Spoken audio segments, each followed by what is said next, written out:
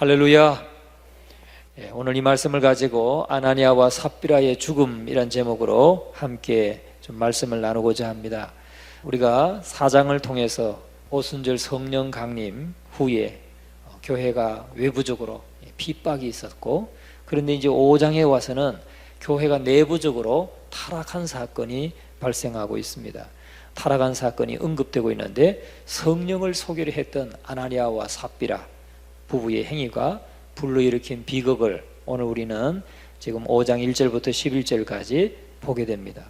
한편 우리는 이 5장을 통해서 초대교회가 이렇게 그 내부에서 발생한 타락 사건, 이것에 대해서 얼마나 단호하고 또 즉각적으로 대처했는지를 알 수가 있어요. 즉각적으로. 그러니까 내부에서 발생한 이런 타락한 문제, 이것에 대해서 베드로가 즉각적으로 그를 불러서 또 문제를 대처했던 모습이 나오고 있습니다. 내적으로 우리가 신앙과 삶의 순수성을 확립하지 못하면 결국은 외적인 어떤 박해를 이겨낼 수 없다는 것이죠. 우리 신앙이 순수하고 아주 살아계신 하나님에 대한 순수한 신앙, 이 순수한 신앙을 가지고 내적으로 딱 준비가 되어 있어야 외적인 어떤 박해가 와도 우리가 넉넉히 이겨나갈 수 있다는 것입니다. 주님의 명령에 따라서 교회가 수행해야 될 이런 복음사역 역시도 우리가 내적으로 순수한 신앙을 유지하지 못하면 결국은 그런 사명도 감당할 수 없게 된다는 것입니다. 이것을 사도 베드로와 또 모든 사도들은 그것을 간파하고 이 타락한 문제가 생겨났을 때 빨리 그를 불러서 지금 대처하고 있는 장면이 되고 있는 것입니다. 이와 같은 맥락에서 실제 오늘날의 교회가 하나님 앞에서 우리가 바로 서지 못하고 있는 가장 근본적인 원인이 뭔가, 꼭 우리 교회, 예전 교회만의 문제가 아니고 한국 교회나 또 이 시대의 많은 교회들이 정말 이 하나님께서 사도행전을 통해서 보여주시는 이 교회의 모습을 많이 잃었단 말이죠. 그 순수성을 잃어버리고 능력을 잃어버리고 또 성령의 역사가 너무나 많이 약해졌고, 성령의 역사가 약해졌다는 것은 성령이 약해졌다는 것이 아니라 성령의 역사가 우리의 이 타락한 이 믿음, 우리의 타락한 이 순수성, 이런 것들이 타락함으로 인해서 성령이 역사하지 않는다고 표현하는 것이 더 맞을 것입니다. 교회 안에 이러한 상황이 혼란스럽기 때문에 결국은 그런 결과를 낳고 있다 하는 것이죠. 요즘도 정말 부흥하는 교회들, 부흥하는 교회는 초대교회와 마찬가지입니다. 말씀이 살아있고 뜨겁게 기도하고 그저 주의 말씀이면 아멘으로 순종하고 나가서 정말 마음을 같이 해서 뜨겁게 순종하는, 행하는, 실천하는, 말씀대로 사는 그런 교회들은 여전히 부흥하는 것이죠. 그러니까 오늘 저와 여러분이 우리가 가져야 될 신앙의 목표가 있다면 이 초대교회, 우리 예전교회도 다시금 초대교회의 이런 순수한 신앙, 하나님의 말씀이 더욱더 힘을 얻고 사람들의 심령 속에 정말 달려가서 일을 하고 또 그 성령의 역사로 말미암아서 그렇게 말씀이 살아 역사하면서 또 기도가 끊이지 않고 기도가 쉬지 않고 뜨겁게 기도하는 교회, 그런 교회들은 반드시 계속해서 부흥하고 또 사명을 감당하게 될 줄로 믿습니다. 우리는 지상의 교회 내에서는 불의한 무리가 함께 섞여 있습니다. 하나님의 교회는 사실은 죄가 그 안에 섞일 수 없지만 지상의 교회, 천상의 교회는 마귀가 조금 더 역사할 수 없습니다. 거기는 정말 구원받은 택함받은 하나님의 자녀들만 그 천상의 교회에 들어가 있기 때문에. 그러나 이 지상의 교회는 구원받은 백성도 있고 아직 구원받지 못한 백성도 있고 또 그 믿음이 지금 구원받지 못했는데 조금씩 성장하는 성도도 있고 성숙한 성도도 있고 다 섞여 있는 것이죠. 그러니까 정말 지상의 교회의 한계는 불의한 무리가 섞여 있다는 거예요. 여전히 타락한 사람도 함께 있고, 그러나 그런 사람들을 교회 오지 말라고 할 수 없는 거죠. 그런 사람도 누구든지 주님 앞에 나와서 말씀을 듣고 깨우치고 회개하고 하나님의 자녀가 되는 그런 역사를, 그런 사명을 이루어가는 것이 교회이기 때문에 지상의 교회는 항상 그런 사람이 섞여 있다는 겁니다. 그런데 오늘 이 본문의 말씀에 보면은 이 예루살렘 교회에 이렇게 하나님 앞에서 거짓된 두 인격 아나니아와 삽비라라고 하는 이 부부가 등장하는데, 이 사람들은 즉사했습니다. 하나님이 그만큼 엄격하게 또 적극적으로 역사했다는 것을 오늘 우리에게 보여주고 있습니다. 오늘날도 하나님의 역사가 이렇게 일어난다면 아마 초대교회처럼 하루에도 3,000명 될 줄 믿습니다. 성령이 좀 이렇게 역사하는 교회, 그런 교회가 되면 얼마나 좋겠습니까? 오늘 저와 여러분이 그런 교회를 사모할 수 있기를 주의 이름으로 축원합니다. 정말 막 누가 막 죽어나가고 뭐 그걸 사모하라는 게 아니고, 정말 우리가 기도할 때마다 순수함으로 깨끗함으로 하나님 앞에 기도할 때마다 하나님의 응답이 즉각 이렇게 나타나고 역사하는 그런 교회가 된다면 정말 우리 교회가 그렇게 되기를 간절히 소망합니다. 여러분 함께 기도할 수 있기를 바랍니다. 그런데 인간의 심령을 살피시는 성령의 권위를 이 아나니아와 삽비라는 무시하고 지금 베드로를 속인 것이 아니라 하나님을 속였다. 베드로는 그렇게 그에게 말하고 있습니다. 우리가 오늘 이 아나니아와 삽비라 부부의 비극적인 사건을 통해서 우리에게 주시는 귀중한 진리를 오늘 이 말씀을 통해서 교훈을 얻기를 원합니다.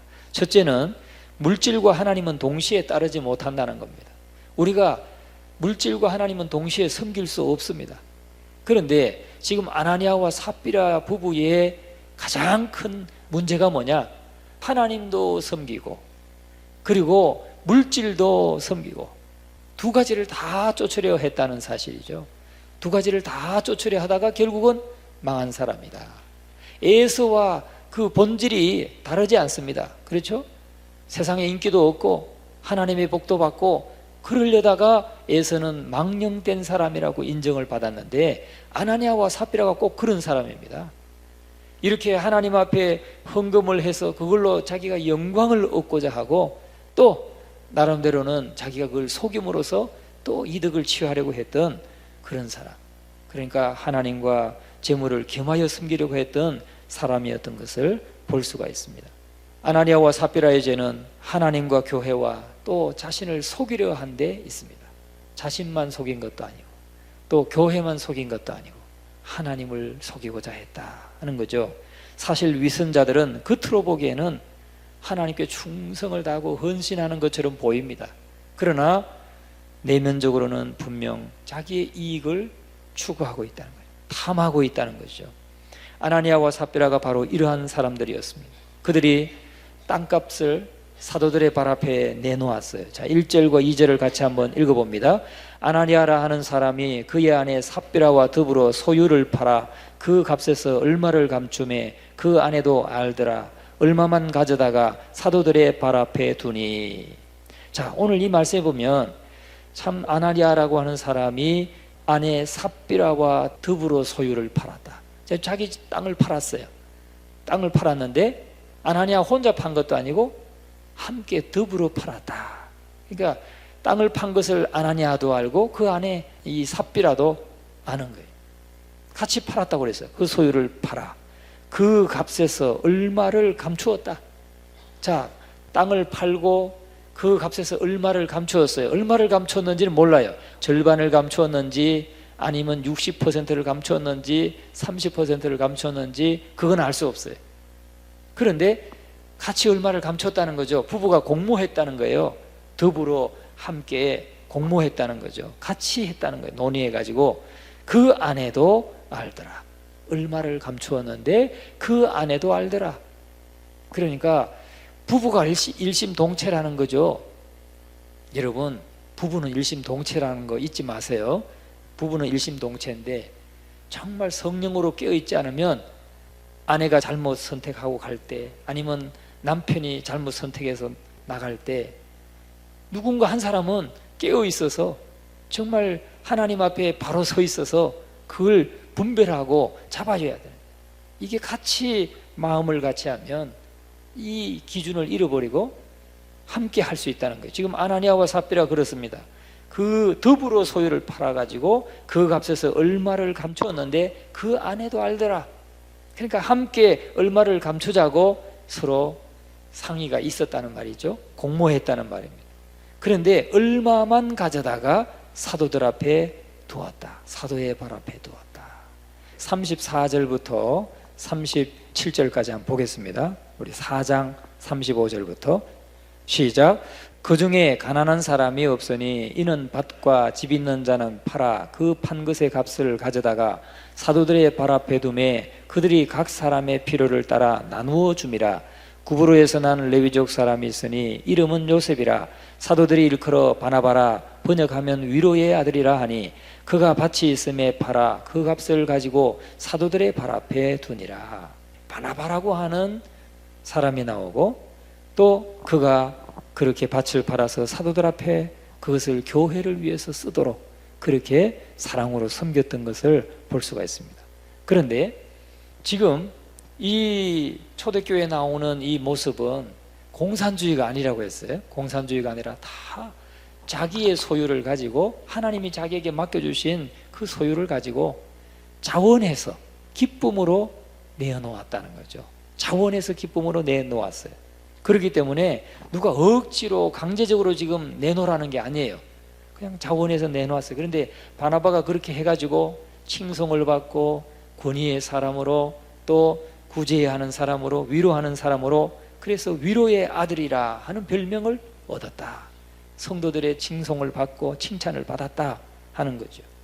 그걸 보고 아나니아와 삽비라도 그렇게 되기를 원했습니다. 그런데 보니까 그 값에서 얼마를 감추고 그것을 아내도 알고 그리고 얼마만 가져다가 사도들의 발 앞에 두었다. 그 뭐가 문제겠어요?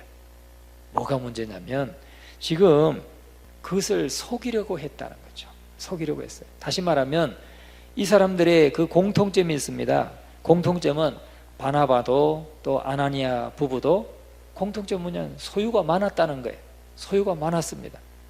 그러면 차이점은 뭔가?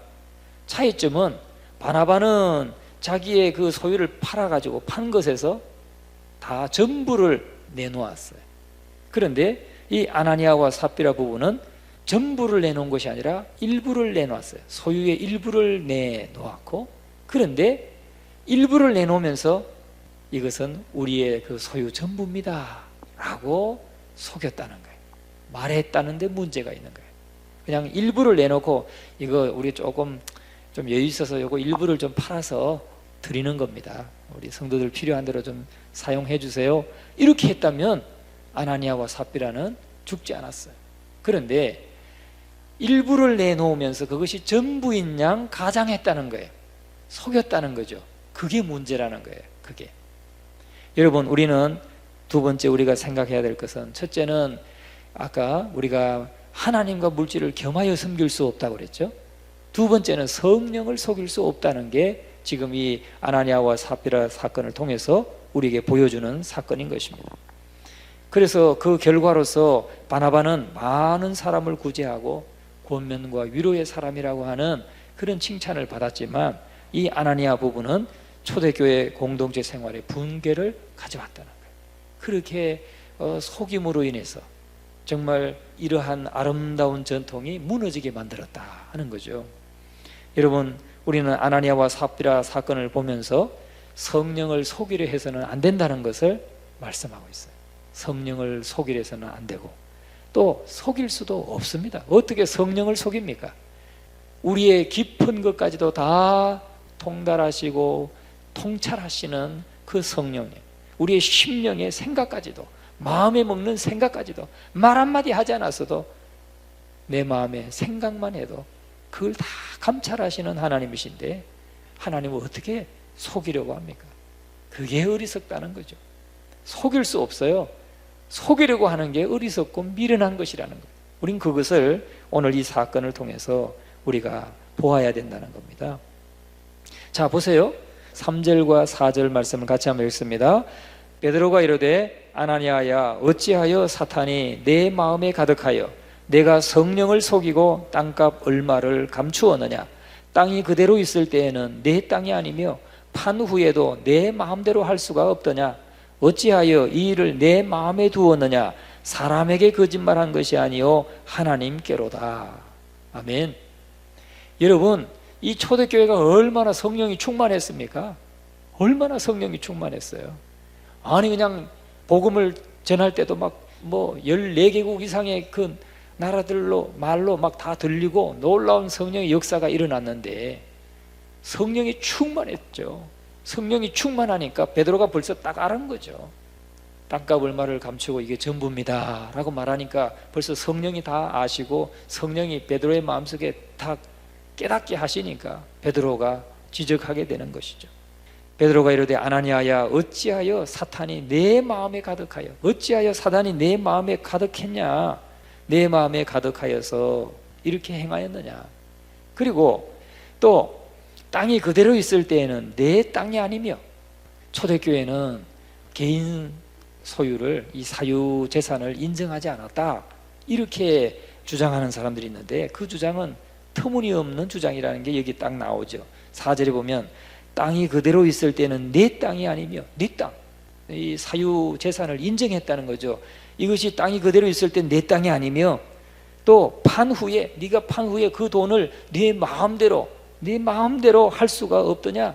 누가 그것을 너에게 이래라 저래라 하더냐? 그건 네게 소유고 내 마음대로 할 수 있었던 물질인데 왜 그것을 하나님 앞에 드리면서 속이느냐 이 말이에요. 왜 거짓말을 하였느냐? 사람에게 거짓말을 한 것이 아니라 하나님께로다. 하나님께로다. 여러분, 아나니아와 삽비라는 자신 소유의 땅을 팔지 않아도 되었어요. 누가 그렇게 다 팔으라고 강매하라고 강제한 것이 아니었다는 거죠. 자기가 스스로 한 거예요. 판 이후에도 땅값 일부만을 바쳤어도 전혀 무방해요. 그냥 좀 일부 좀 사랑을 나누는 겁니다 하고 내 일부라고 말했다면 죽지 않아도 되고 또 누가 뭘 할 수 없어요. 왜? 헌금이니까. 창원하는 그냥 헌금이니까. 다시 말해서 아나니아 부부는 헌금을 하지 않았다거나 또는 조금 했다는 이유로 심판을 받은 게 아니라는 거예요.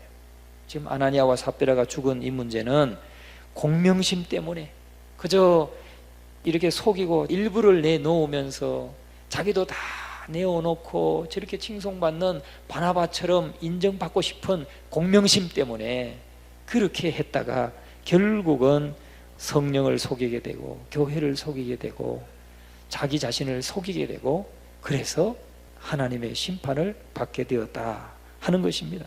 그러나 성령 충만함을 받았던 베드로는 바로 아나니아의 그 마음을 대번 알 수가 있는 거죠. 여러분, 사람도 그렇잖아요. 우리가 흔히 그러죠. 척 보면 압니다. 척 보면 압니다. 말은 이렇게 하지만 대부분의 그 속은 또 알잖아요.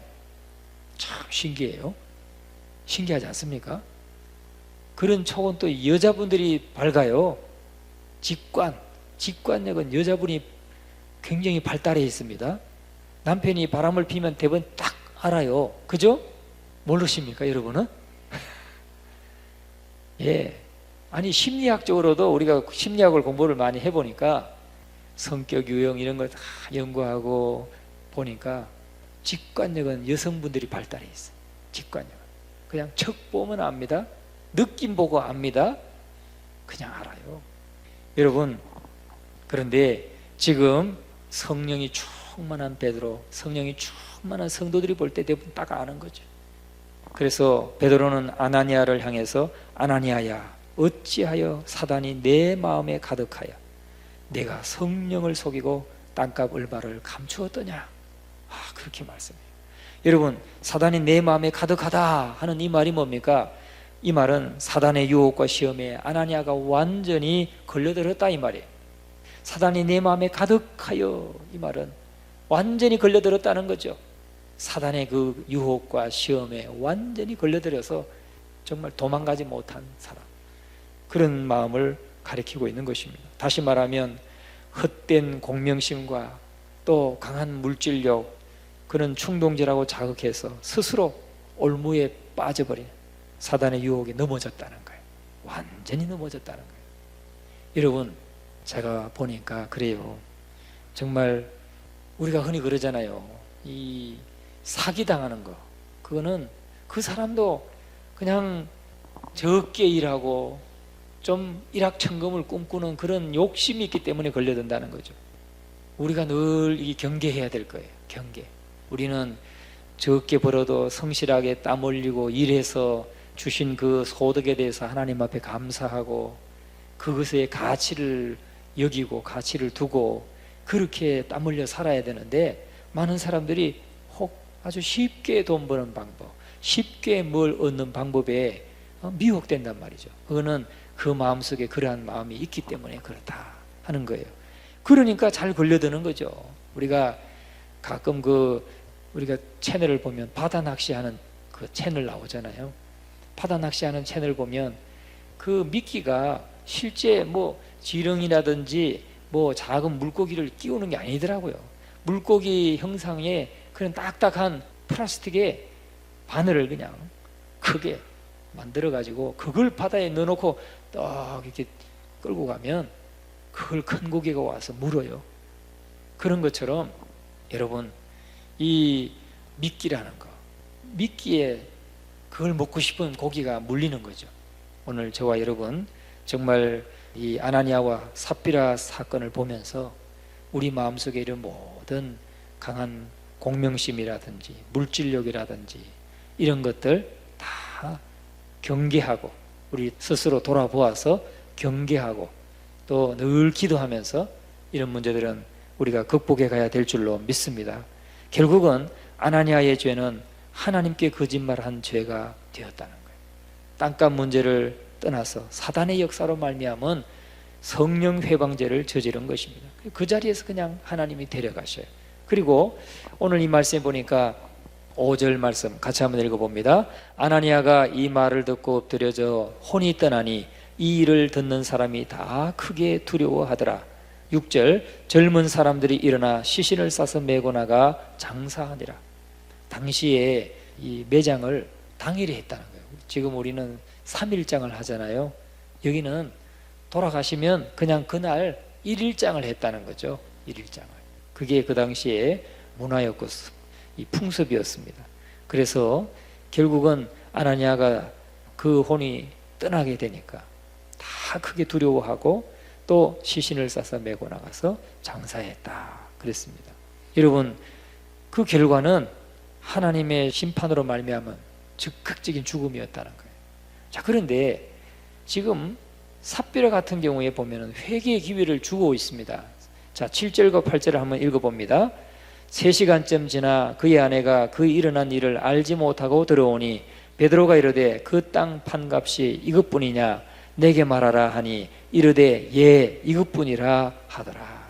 지금 3시간쯤 지나서 지금 이제 남편을 아나니아를 장사하고 한 3시간쯤 지났는데 그 사실을 알지도 못한 아내가 삽비라가 이제 집으로 들어왔습니다.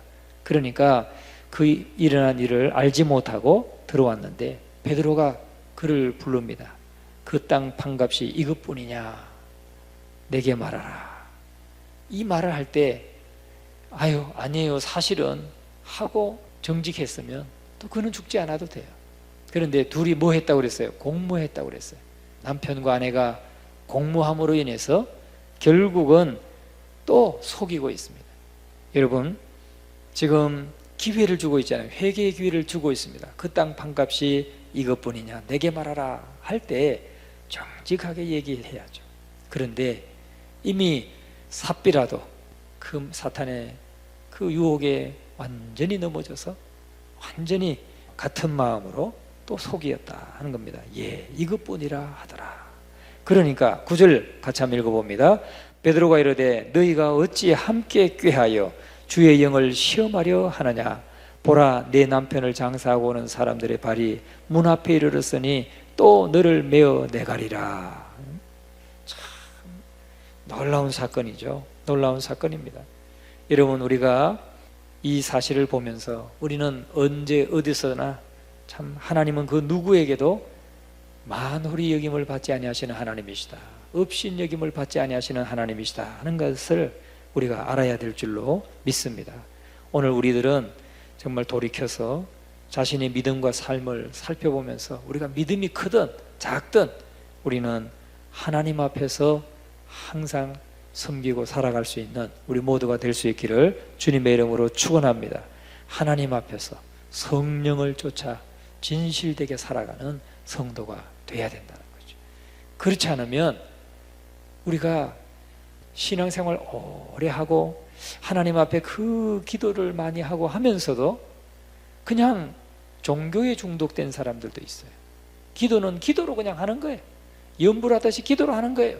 하나님과 정말 이 교제를 하지 않고 하나님의 뜻을 듣고 그 하나님의 뜻의 기준으로 해서 내 생각을 바꾸고 내 모든 부정함을 뽑아내고 회개하고 그러면서 내가 성숙해지고 하나님의 뜻 가운데 내가 바로 서는 것이 아니고 그냥 염불할 때 아무 생각 없이 하는 것처럼 그냥 청산유수로 기도는 하는데 삶의 열매들이 없는 경우들이 있는 것입니다. 여러분, 우리는 그것을 경계해야 돼요. 오랜 세월 신앙생활 하다 보면 참 거기에 빠지기 쉽습니다. 중독되기 쉬워요. 그걸 에딕션이라고 합니다. 종교 중독. 기도하는데 기도의 능력이 없고 그냥 입술의 기도뿐이에요. 삶의 인격의 변화도 없고 인격의 열매도 없고, 그러니까 기도하면서도 하나님 뜻을 알지 못해. 또 기도하면서도 지금 무엇이 옳고 그른가를 분별하지 못해. 여러분, 그러면 우리 스스로 경계해야 됩니다. 우리가 하나님 앞에 기도하면 이것이 옳은 것이구나, 이것이 그런 것이구나, 이거 분별돼야 돼요. 왜? 성령이 그것을 말씀해 주시니까, 가르쳐 주시니까.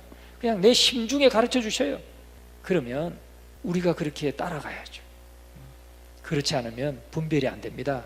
그냥 나한테 잘해주면 저 사람 좋은 사람, 나한테 좀 직언을 하고 그러면 나쁜 사람, 때로는 이렇게 생각하기 쉽죠.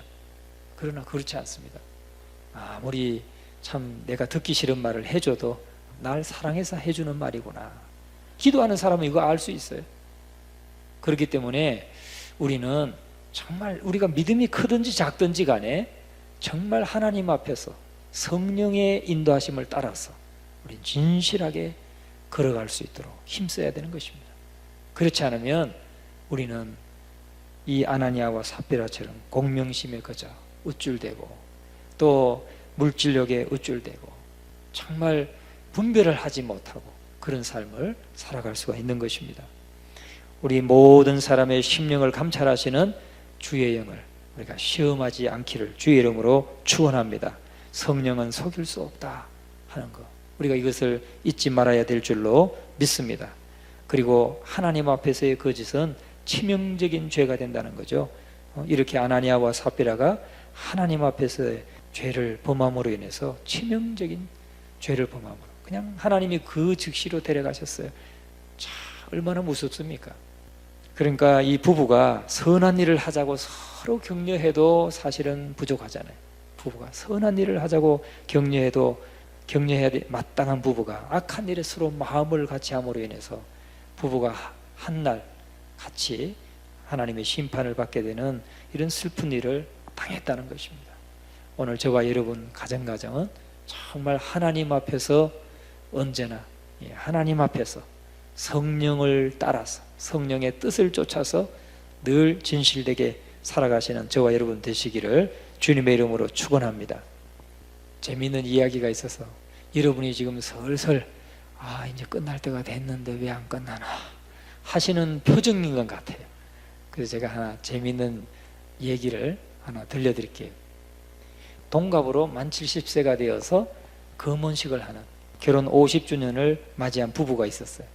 가난해가지고 그동안 한번 파티도 한번 못했고 어디 여행도 한번 가지 못하고 또 사람들을 초청해서 이렇게 잔치도 못 벌이고 그냥 조촐하게 금혼식을 자축하고 있을 때 한 천사가 나타나서 말했어요. 천사가 나타나서 하나님께서 당신들을 불쌍히 여겨서 나를 보내셨는데 소원을 들어주라고 해서 내가 왔습니다. 한번 소원을 좀 말씀해 보세요. 그러면 내가 들어드리겠다고.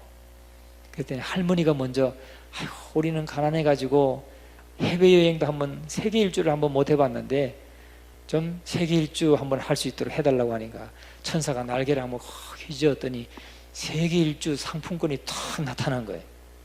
아유 제발 우리한테도 그런 게 딱 나타나면 얼마나 좋겠어요. 그랬더니 그 사실을 보고 있는 이 할아버지가 똑같이 70세인데 할아버지가 딱 보니까 눈이 빛나는 거예요. 이야 진짜 소원을 말하면 그냥 들어주시는구나. 얼른 천사의 귀에다가 대고 말했어요. 저는 30년 더 나이 적은 여자와 살고 싶어요. 그랬어요. 그랬더니 천사가 한번 날개를 휘 쳤었어요. 휘 저었더니 할아버지가 금방 100세가 돼버렸어요. 100세가 되었다고 하는 이야기. 뭐 같이 뭐 동조는 안 했지만 같은 마음을 품진 않았지만 여러분 우리에게 참 우습지만 이거 참 확인이 안 된 이야기입니다. 그러니까 그냥 한번 잠을 깨우라고 드리는 말씀이에요. 여러분 우리는 부부가 항상 좋은 일에 동조하고 좋은 일에 함께 서로 격려하고 그렇게 해야 될 줄로 믿습니다. 아닌 것은 서로 잡아야 돼. 서로 기준을 세워주고 서로 다시 한번 생각해 보라고 이렇게 격려하고 해야 될 줄로 믿습니다. 그러면 이 아나니아와 교회, 이 아나니아 부부의 죽음이 교회에 끼친 영향은 무엇인가? 이것만 살펴보고 말씀을 마무리하겠습니다. 11절 말씀 같이 한번 읽어봅니다. 온 교회와 이 일을 듣는 사람들이 다 크게 두려워하니라. 아멘. 정말 하나님의 살아계심을 보았다는 거죠. 하나님의 살아계심을 보고 온 교회가 두려워하고 또 듣는 사람들이 다 크게 두려워하더라. 여러분 우리는 하나님의 살아계심을 온전히 믿고 신앙생활하기를 주의 이름으로 축원합니다. 하나님 살아계셔요. 여러분 살아계십니다. 이걸 믿어야 돼. 그리고 두려워해야 됩니다. 하나님을 두려워해야 됩니다. 우린 신앙생활 하면서 제일 우리가 넘어지기 쉬운 게 뭐냐면 그냥 사람들의 그 뭐 친목단체에 와가지고 우리가 뭐 모임 갖는 것처럼 생각하면 절대 오산입니다. 교회의 주인은 그리스도이시고 교회의 머리는 그리스도이시고 성령께서 우리 안에 함께 거하시고 우리를 하나님의 뜻에 우리를 이끌어 가시는 분이지. 여기가 뭐 우리 마음대로 내가 뭘 주장해가지고 그런 데가 아닙니다. 교회는 하나님이 주인이시고 하나님이 이끌어 가시고 우린 거기에 순종해가는 우리들입니다. 거기에 정말 하나님의 살아계심을 여러분 믿으시고 두려워하시고 우리가 늘 넘어지기 쉬운 연약한 존재라는 것을 깨닫고 우리도 아나니아와 삽비라처럼 그렇게 행할 때가 없는가? 우리 자신을 돌아보고 반성하고 그래서 늘 그리스도 앞에 엎드리고 성령을 의지하는 그런 삶이 되기를 주님의 이름으로 축원합니다.